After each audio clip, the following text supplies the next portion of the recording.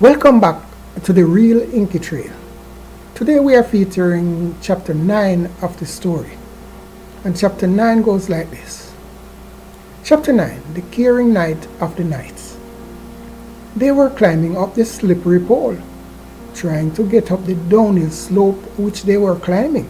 But they did not know that that was to be the hidden roll, rolling the rolls that each one would have to eat in order to meet up with his God's steed and all of the preset goals, and be sold upon who was to be the God to redeem the soul.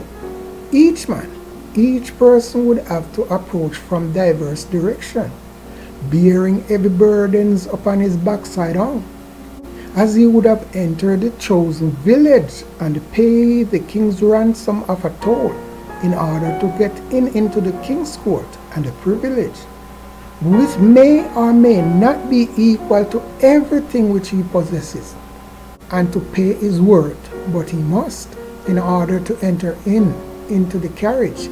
If not enough, it is in the king's discretion a lot, and maybe in his discretion only, whether or not he gets in with an IOU offering to get himself homely and into the town then. All of this would have been made possible because the king squared would have not forgotten how he had subdued the nations round about him rotten, and chiefly circular folks and their kings, just like his father Kingsley I had done before him. And it was now high time for him to gather the spoil and to solidify his grasp upon the reins of powerful style. He would have given to them new laws, new rules, and a God to govern them, those fools, governing with a promise of peace, joy, and prosperity, if they will only serve and obey him, and him only, and live by his rules, his laws, and his goodly God entities draws of jackasses, queens, and kings, and all other beautiful things only. The only problem with all of that was the gods could not speak for themselves. Well, so it seems. So the king had was to speak for them and to their helps in communicating the rules and the laws, and he did write them down to talk. And so they came, coming in from all walk of life, vying to save and preserve what was left of their lives made, and to worship his gods, since it was made manifestly clear by then in those years that the kings and their gods were a winning team, and they were to drink to his fears. Things are really happening now.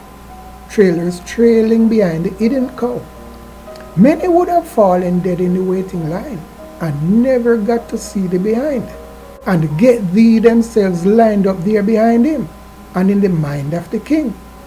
The dead bodies would have piled up and rot right there wherever they would have fallen and dropped.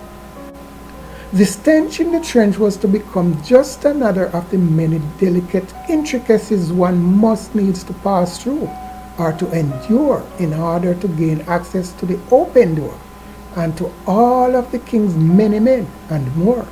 And one is not even close to getting to see the king himself yet. Inside the court, those who would have managed to make it that far, he must need to lay down his heavy burden, the sack bar, containing his every precious and valuable things that he would have got and brought, for his every earthly possessions packed, or he must lay them down on the platform on the outer peripheries of his chosen or assigned pole storm. Then he must need to venture to climb up the steepest of greased pole ladder, after having gone through myriads of initiations and orientations in preparation so to do proper. This pole which he must climb through is so designed as to make and get him closer to who is to become his God. And since no one may serve two gods at once, he must needs to renounce and leave the gods of his past circumstance, those which he knew and got aforetimes past. He must go, get them lost, and come back, And that is because he must lose and leave those gods behind him for good. Good.